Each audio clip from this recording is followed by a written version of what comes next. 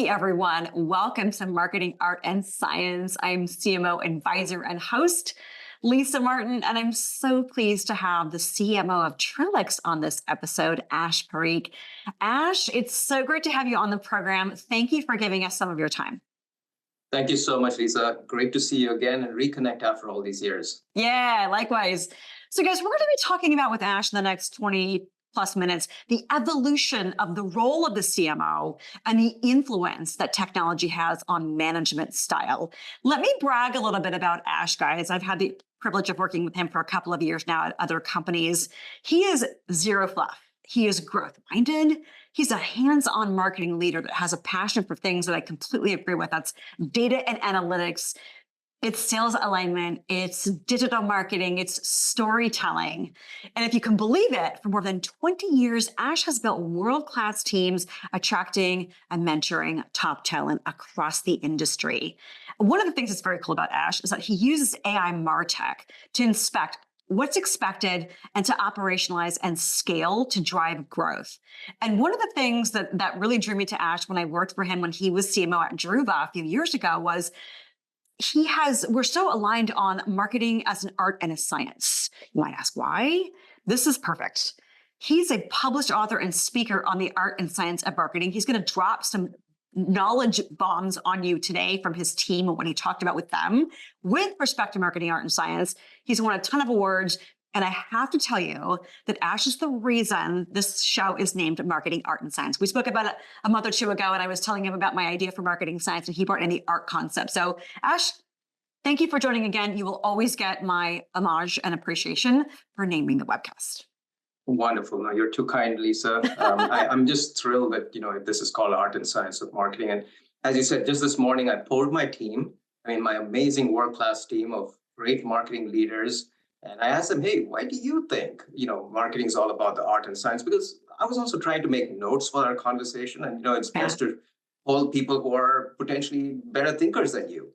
And they are. So some of the things, I'll read them out. I made some points for you to just, think through. They actually said this. So in a world of human psychology, it's all about creative expression as well as data-driven decisions. It's both, right? Another person told me, so not all impact can be measured. Right? Yes. And the other one is move humans to action. That's the art and science. And the other one, which is really, touch a note for me, was it's all about the human connection. It truly is, right, Lisa? As much of data that we can throw at all these things, all the bots that are out there, I don't click on things today unless there's that emotional touch, that emotional element in an email, or if you've known me, or if I can read through things and I know it's a bot.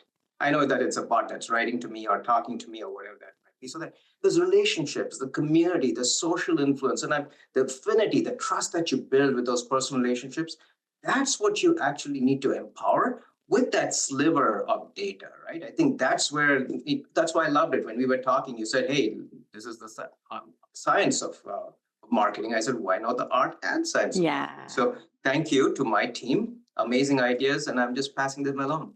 Oh, thank you, Team Trellix Marketing. This is fantastic. I'm sure we could chat forever. We'll only keep you guys for about 20 minutes. I want to give you a background into Ash. Then we're going to be talking about marketing management styles across all these things Ash has experience with. That's mid-sized public, late-stage IPO, IPO exit, et cetera. We'll talk about MarTech in action. We'll get Ash's perspective on AI's impact on the customer journey. And then, as we always do with this series, we're going to leave you with a fail to fab story that Ash has. It's going to knock your socks off. So Ash, with that said, I mentioned you've been in the business for over 20 years. Give us your story and how you got to the level of CMO. When I first started, Lisa, I never thought I was going to be a CMO. I'm a technical guy. I have an engineering degree. And basically, on top of that, an MBA. So the only claim to fame as far as marketing is concerned, I had a major in marketing in my MBA. So great. However, my first foray into actual work was in customer support and customer success. I used to scratch my head and think, why am I picking up all these phone calls? And, people are irate on the other side of the phone, people who used actual phones on those days, right? And after that, I got into sales engineering. I actually used to carry a bag. I've done demos for a living. So I Nice. used to fly from the Bay Area all the way to the East Coast in the dead winter of New Hampshire. You can imagine, Mm. right? Exactly, brutal. So I used to do that every week and do demos. But these things taught me a lot. They taught me to put myself in the shoes of a customer. So customer experience is very important. And the second thing is in the shoes of a salesperson, right? Yeah. These are two very, very important aspects of what a marketer should internalize, right? A lot of marketing has over the years become a little bit more fluffy, if I may.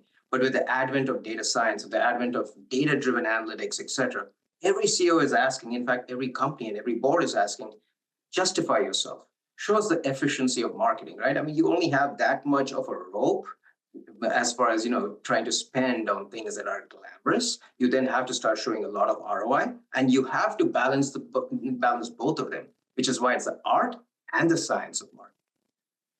It's a balance. It's that scale. The balance.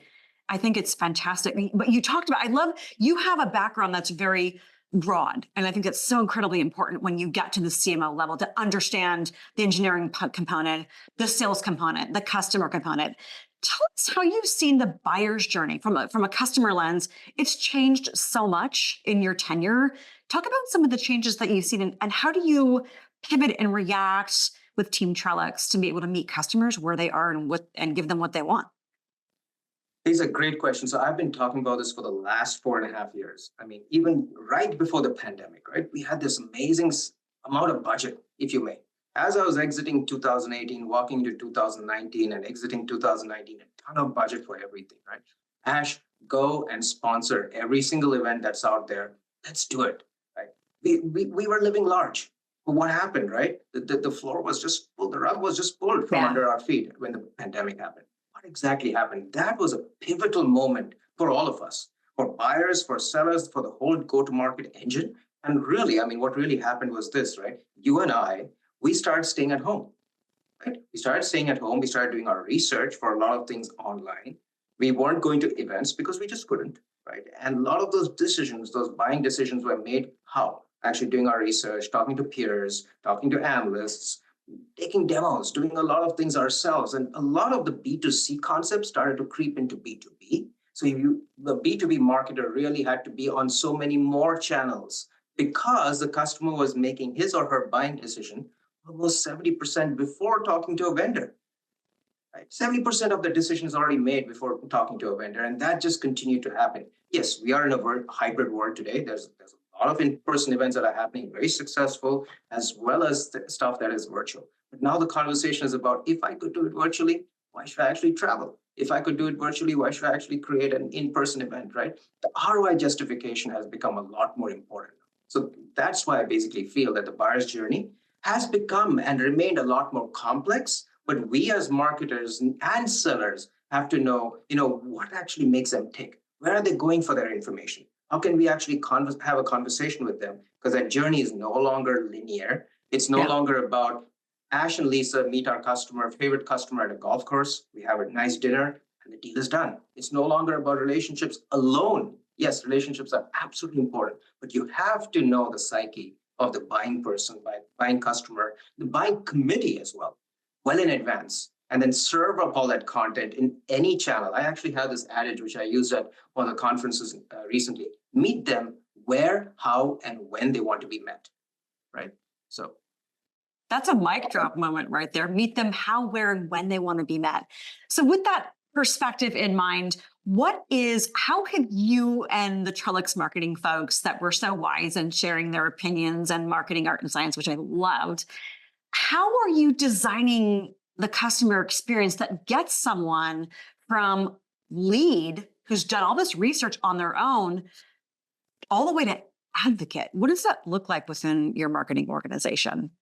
look, it's a great balance, right, between the art and the science. So let me step back a little bit because there's a lot being talked about around science. Let me talk a little bit about the art. If something is not visually appealing, if something doesn't grab my attention, if there's no storytelling, if something's not pithy, if there's no emotions in that story, right, in that copy, etc., I potentially am not going to open that piece of that email or that video or whatever that might be. That's why we are seeing a lot more graphics ads, a lot of videos on LinkedIn, etc. That's where I'm actually gonna click something and actually take an action. Right. Yeah. Now the data part of it, and I'm coming to answer your question around how Trellix is doing this. The data part of it is infused with a lot of metrics and KPIs. There's a lot of A/B testing, fail fast, scale fast, right? Faster. That's what the thinking is all about. We ask our product marketers, our leaders within the team, we all ask ourselves, how many people have actually come to your own product webpage, not the homepage, but even your product webpage to see, to probably check out a piece of content. Maybe a particular aspect of that page is not working so well. So we do heat maps. We try to find out the ROI on investment. Where are people bouncing off? Where are they actually linking from where they are landing? So are they looking for more information, or are they just disappearing? All these things are leading to better efficiency, and it's all data driven. So this is what the world-class team at marketing team at Trellix is actually doing, right? What is this leading to? Because it's a great set of art with a lot of science behind it, it's bringing both of these together, that human touch, that human element, etc. We started to see extremely high, better than industry benchmark open rates, click-through rates for our content. We've seen higher engagement rates for any of our virtual workshops or events, etc. Even the social ads, even the LinkedIn ads that we actually put in and the LinkedIn lives that we actually host, we have a ton and thousands of impressions and people who are viewing this. It's because content is queen. I would actually like to actually say that, and it's the way you actually trigger a person's emotions. You talk about something in a particular context and then map it with the data. I think that's what's making us successful. That's so fantastic, the emotional component that you talked about. You talked about the changes in the buyer's journey, especially given the challenges we've all faced in the last 4 years. Buyers just seem so much more empowered now. But to your point, the mix of the art and the science, the emotional component, meeting them where they are, when they're there, giving them what they want, is this nirvana mix that you seem to have nailed. But you've been through, as I mentioned in your career history, you've been CMO at mid-sized companies, pre-IPO, IPO exit. Trellix, you're in the M&A, post-M&A stage with McAfee and FireEye. How do your marketing management styles change depending on where the organization is in its life cycle? Throw one more curveball into that whole mix. The move from subscription from perpetual license to subscription, on-premise selling to the cloud. So that was yet another curveball as well. So yeah, I've had, looking back, yes, it's been pretty diverse, pretty rich, and every single time I've had an experience at a company, it's been very rich. It's actually enriching for me, both working with the 10 CEOs, with my own marketing teams. I've learned a lot.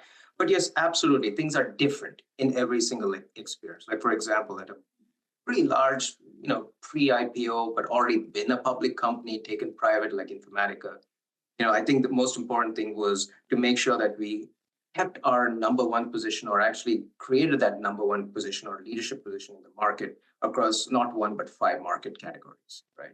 Once that was done, because we were probably, you can call us a mid-size, call Informatica a mid-size company, right? It's a large company from a perspective of number of customers, et cetera, really growing well. But that impact needed to happen through leadership in the market, because they were going up against the behemoths like IBM and Dell Boomi and Salesforce MuleSoft, et cetera. So you really had to bring innovation to the mix.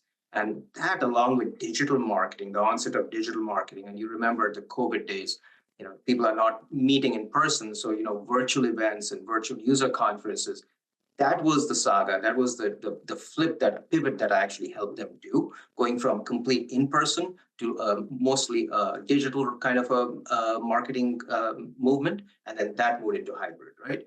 And at Druva, it was all about, product-led kind of growth, a lot about, hey, make your decision on the website, because they are all SaaS. They are a fantastic leader in what they do, but their competitors are doing the same thing in a legacy manner, right? They're doing things on premise, they're doing things with an app, with an appliance, et cetera. So they really had to stand out and show a quick little product to them, show a quick little demo, really cut to the chase and give customers a decision tree almost on the website, saying, if we are not good for you, don't consider us. If we are, here are some proof points. And finally, at Trellix, it's all about the scale. And McAfee, FireEye, Trellix. Trellix is a huge name. It's a household name, right? But the point is all about showcasing that storytelling aspect of things. How do we actually resonate with the CISO? Make sure that we are an ally for the CISO and make sure that we can probably help the world by reducing the number of cyber threats that are out there in the most efficient way by reducing silos and giving up people a platform kind of thing. Right? So those are the three variants of experiences that I've had. One was more public to private to public. So it was a pre-IPO journey. One was a complete SaaS, complete private company, and then now at Trellix. I like how you talked about those as curveballs. You must be a good baseball player.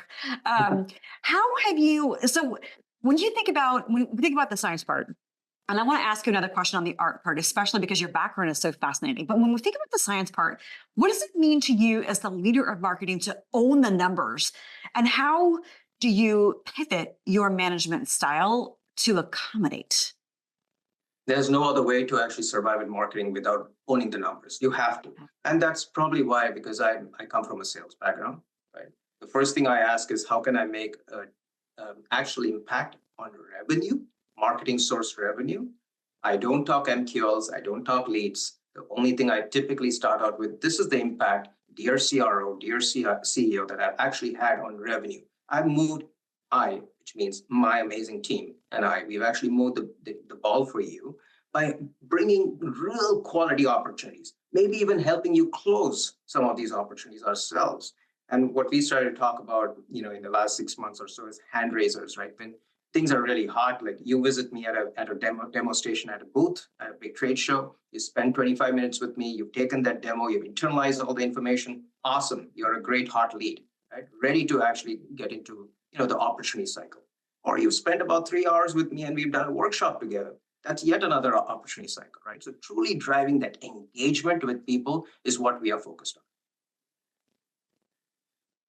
on. You talked about your background, like I mentioned. I wanted to ask you another pivot question before we move into talking about Trellix's MarTech stack and how it's enabling marketing to enable the company to move the needle positively from a revenue perspective. But you come from the engineering background, the sales background, but you're so passionate about the science and the art.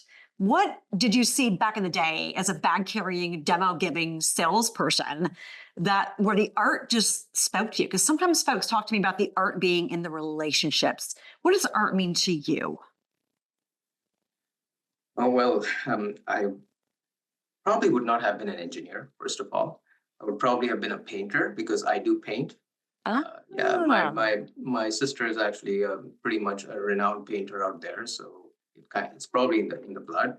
So I was probably going down the path of being an architect, an interior designer, and interior decorator. Oh my gosh! Wow. I never knew why, for heaven's sake, why was I an engineer? Yep. Then walking to sales, etc. These are so exacting as professions. But then I realized that somewhere deep down there, something was helping me connect that soft aspect of marketing with the hard aspect of it, which is numbers, etc. So the emotions, the creativity, etc. with the data. And yeah, that was the foray, and that was a very, very interesting journey. But looking back, I don't think I figured out, and would never have figured out this path for myself. But it happened naturally. I think it's about listening to your inner voice, right? Taking that guided, inspired action, that next action, and then just trusting the person up there or the universe. Definitely. You're artist and scientist kind of combined. I love that. I know we could talk so much more about that, but I want to move on to talking about the MarTech stack at Trellix. You talked about owning the numbers, and it's incredibly important, but not measuring MQLs and leads, but really measuring how's marketing and what we're doing, the art part, the science part, really moving revenue in a positive direction. Walk me through, if you will, at a high level, Trellix's MarTech stack that you've deployed and how it's helping the overall revenue of the company go and up to the right. Right, absolutely. So look, every MarTech stack out there is pretty comparable, right? There's enough to be done around CRM, around Marketo, around Adobe Analytics, all that kind of good stuff. But where the rubber really meets the road is, I think, how you actually leverage the MarTech stack. I think that's what we do to our advantage, because I've been in companies where we spend a ton of money and we have every single tool out there, we never use it well. I've also been in companies where we hardly had anything and we were doing things manually and the marketing was awesome. Yeah. Well, you have both those dichotomies, right? Well, where we are at Trellix is we've got a pretty decent stack. We are continuing to invest in things around predictive analytics, et cetera. Just last year, we invested in our chatbot around Drift, and it's been amazing within the website as well. So I'll give you a little bit of to drive hand raises. I'll give you a little bit of philosophy and as to what we are seeing. The MarTech stack is pretty standard, and it's starting to bleed into a little bit more cutting edge, leveraging things like predictive analytics, analyzing behavior, analyzing intent. We have a number of tools around that, optimizing, basically ROI as well and the use of resources. But we are also making sure that once that analytics is coming out, we're actually measuring the right things. Now, this is where I think this is an important point for all marketers out there. Make sure you're measuring the right things. I'll give you a couple of examples. One, you definitely need to report on MQLs because that's how you model your entire go forward plan for the year. But you don't stop there. You have to look at how MQLs are converting to SQLs. You have to look at how those are actually getting followed up by sales. So maybe you want to start tracking win rates. Is sales having more stronger win rates, which they should, for sales-driven pipeline and partner-driven pipeline, but is it terribly lower for marketing-based kind of pipeline? You really need to look into that. And then it's an introspection for a marketer to see, hey, the pipe that I'm developing for you, dear sales, is it not actionable? Is it not of good content, quality content? Is it not something that you can do anything about? Are we hitting the wrong audience? Are we hitting the wrong people? So all these are learning. So I look at marketing more from a humility kind of approach where tell me where I can do something better. And then I go to the CRO or the CEO and say, listen, I actually drove so many ad backs or so many hand raisers for you. And they question me, so what does that mean? Well, this is anyone with actual intent, actionable intent to do something with the company. Intent. That's where I believe marketing can truly make a difference. And the reason I've been basically evolving my thinking around this is because I've been working for companies which are owned by private equity, right?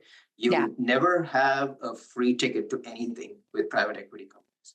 You have to prove your ROI. And it's fine. That makes a marketer even more brilliant, right? You got to talk about time to value. You got to talk about how you're using your resources and how you're minimizing risk of impact to the business, whether it's pipeline or whatever else that might be.